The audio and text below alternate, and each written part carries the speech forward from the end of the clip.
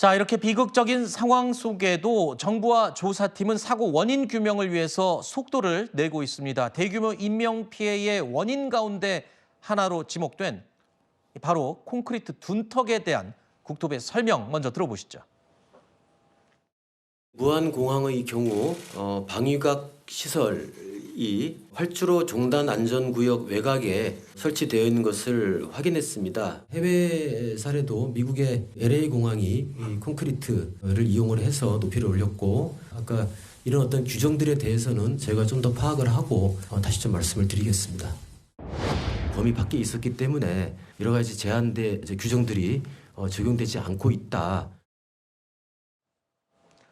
자, 사고 참사 직후에 오른쪽에 보이는 내용이 국토부가 해명했던 내용입니다. 콘크리트 둔덕 때문에 참사가 커진 게 아니냐라는 초기 지적에 국토부는 이렇게 얘기했습니다.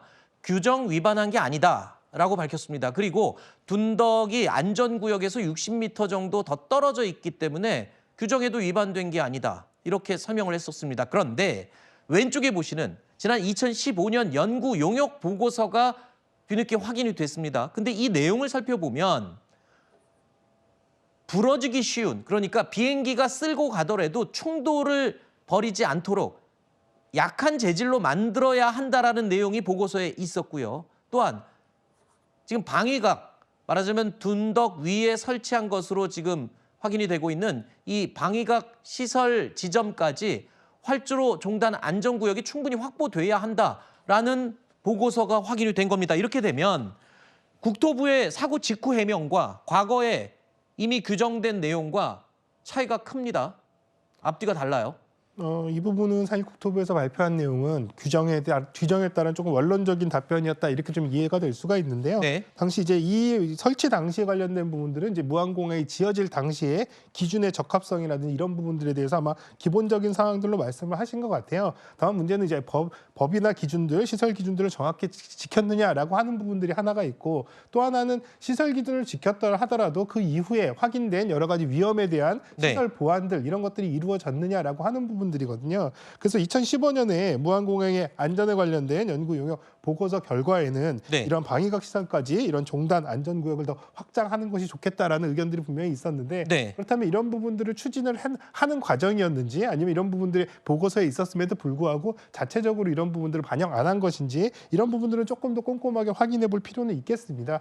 또 하나는 이제 로컬라이저 부분에 진행자께서 말씀하신 것처럼 부러지기 쉬운 이런 재질로 해야 된다라고 하는 부분들도 로컬라이저 자체에 대한 부분들은 당연히 이제 머세 파이프나 여러 가지 이제 부러지기 쉬운 구조로 되어 있는데, 다만 이제 이것의 지지대 부분이 과연 이제 노출되는 상황에서도 같은 규정을 적용받느냐라고 하는 부분들은 조금 더 자세하게 좀 규정들에 대한 적용 해석들은 좀 들여다볼 필요는 있을 겁니다.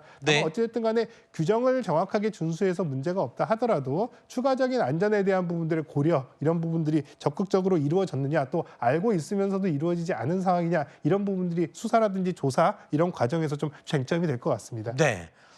일단 국토부는 지금 전국에 있는 지방 공항에 해당 콘크리트 구조물이 어느 정도 비율로 배치돼 있는지를 지금 전수조사에 착수를 했습니다. 일부 공항들은 이미 확인이 되고 있고요.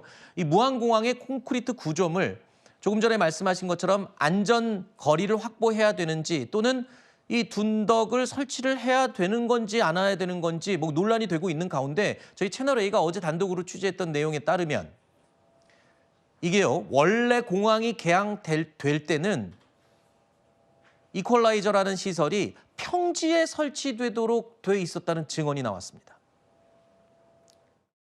지금 그것이 개항할 때는 없었어요. 제가 알기로는. 제가 개항할 때 안전검사를 제가 했어요. 제가 이해하기로는 평지에 있는 걸로 알고 있었어요.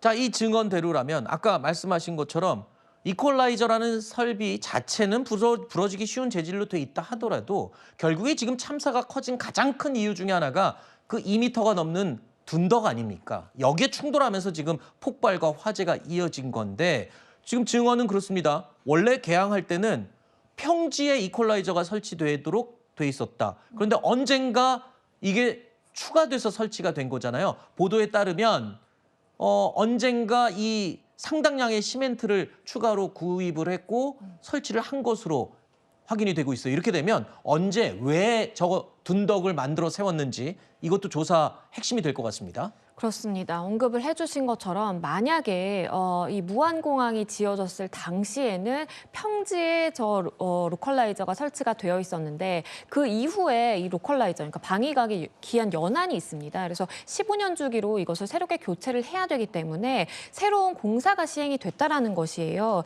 지금 알려지는 바에 따르면 2020년 3월에 이 설계 발주를 할 때만 하더라도 이것이 쉽게 비행기가 이제 쓰고 갔을 때 파손이 돼야 되기 때문에 파손성을 고려해야 된다라고 이렇게 설계 발주에 명시가 되어 있었다라고 합니다. 그런데 그 이후에 이 설계가 잘못이 되었는지 아니면 설계는 제대로 되어 있지만 실제 시공에 들어갔을 때 문제가 있었는지는 살펴봐야겠지만 어떠한 연유에서인지 2021년 4월에 한국공항공사가 철근 콘크리트 127톤을 주문을 했다라는 것입니다. 네. 그리고 지금 상당한 개연성이 있는 것은 이러한 콘크리트가 저 둔덕을 설치하는 데에 아마 사용이 됐을 것이다라고 지금 생각이 되고 있는 상황인 것이고요. 실제 2023년 9월부터 2024년 2월 사이에 둔덕 위에 30cm 두께의 콘크리트의 상판을 보강하는 그러한 작업이 전개가 됐습니다. 네. 그러면서 이 로컬라이저와 함께 조명 시설도 설치가 됐는데 네. 이 부분에 대해서 해외 전문가들은 보통은 따로 설비가 돼야 되는 것이고 위치도 필요한 지점이 다른데 조명과 이렇게 방위각이 함께 설치가 되려면 아무래도 이것을 지지해야 되기 때문에 이렇게 콘크리트로 뒤덮는, 그러니까 강하게 고정하는 어떤 시설물 고정 필요성이 있었을 수밖에 없다라고 지적이 되고 있습니다. 자, 구조물의 안전 문제가 지금 굉장히 핵심 지적사항으로 나오고 있는 상황인데 일각에서는요. 항공사 자체도 이 안전 불감증이 있는 게 아니냐는 의혹이 또 제기되고 있습니다. 그 근거로 또 이런 부분이 지적이 나오고 있습니다. 제주항공은 최근 5년 동안 73명의 정비사를 줄인 걸로 알려지고 있습니다. 이걸 대형 항공사와 비교를 해봤더니 항공기 한 대당 달려들어서 정비를 하는 정비사의 수가 제주항공은 11명, 대한항공의 경우에는 16명이다. 그렇기 때문에 대형 항공사보다 너무 적은 인원이 정비를 하는 게 아니냐 이런 지적이 있고요. 또 한 가지가 있습니다. 항공기 한 대당 정비 비용을 비교를 해봐도 제주항공이 상대적으로 물론 대형 항공사와 비교를 하는 게 과연 옳은지 모르겠습니다만 상당히 적다라고 이야기가 나오고 있습니다. 또 한 가지 지적이 있습니다. 항공안전감독관, 이건 국토부에 소속된 인원이겠죠. 한국은 한 사람당 14대 항공기의 안전을 담당하고 있다. 미국은 안전 담당관 한 명이 2대를 담당하는데 이거 뭐 인원들로 봐도 정비사 수나 안전 담당관의 수나 턱없이 좀 비율이 문제가 있는 게 아니냐 이런 의혹들이 지금 나오고 있어요. 예, 일단 기본적으로 항공사의 정비 인원들이 줄어진 것은 사실인데요. 네. 다만 이제 이 부분에 대한 부분들을 면밀히 들여다보려면 우선 첫 번째는 이번에 사고가 발생한 항공기가 기체 결함이나 고장 등 뭔가 정비상의 문제가 있다라는 부분들이 사실 확인이 돼야지 네. 정비사가 그만큼 줄었고 그로 인해서 정비가 제대로 이루어지지 않았다라는 부분이 연결이 될 텐데요. 단순히 네. 이제 숫자만 줄었다라는 부분들로 판단하기 조금 이른 감이 있고요. 다만 네. 이제 숫자가 줄어서 이렇게 이제 한 5년 동안 이렇게 줄어듦에 따라서 과연 이제 제주항공의 이 다른 여객기들보다 비행기보다 훨씬 더 이제 고장 발생률이라든지 이런 부분들이 더 높아졌는지 이런 것들도 좀 함께 들여다볼 필요는 있을 것 같습니다. 네. 아마 이제 안전 관리라고 하는 측면에서 사고 여부랑은 상관없이 아까 말씀드렸듯이 이제 항공 안전 감독관, 네. 이 감독관이 이제 감독을 해야 되는 대수가 다른 나라에 비해서 적게는 5배까지 많은 이런 상황이라면 사실은 향후에 이런 부분들이 계속 누적됐을 때 사고 발생의 위험률은 그만큼 높아지기 때문에 지금의 이런 기회를 통해서라도 이런 부분들의 적극적인 좀 개선, 인력 확충 이런 부분들은 좀 필요해 보입니다. 알겠습니다.